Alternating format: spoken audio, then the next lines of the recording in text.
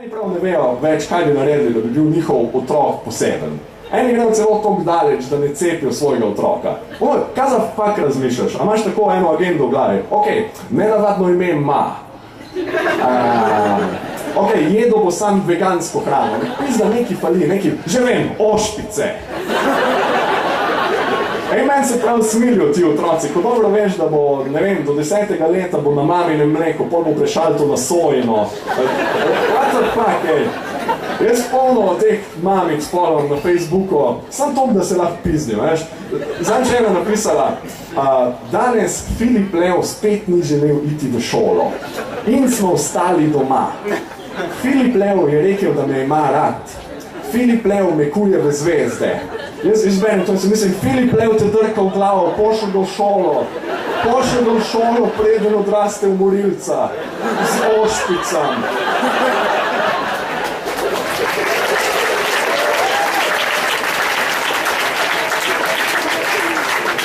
Fucking pošel ga v šolo, nared nam vsem uslugo, naj gre na en športni dan, da bo prinesel domov eno medaljo za sodelovanje, šla je dala na Facebook, #ponosna mamica, #predzadnji je bil.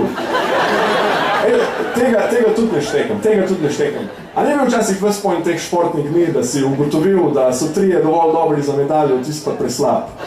What the fuck, jaz enkrat spomnim, bil sem 16 od 20 na enem atletskem tekmovanju, pridem domov, sem bil ful razpizden, grem do fotra, sem mislil, imel malo potolažo.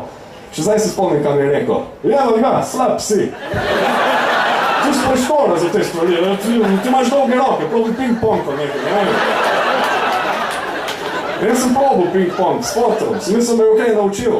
Ne samo, da mi ni pustil zmagati, tip se je predavil Kitajca.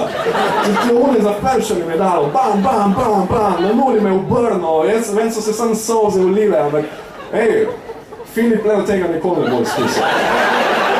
Nikoli ne bo izkusil, kak feeling je to, veš, ko z solzami v očeh, z vso ihto fotro zlomiš lopara, veš.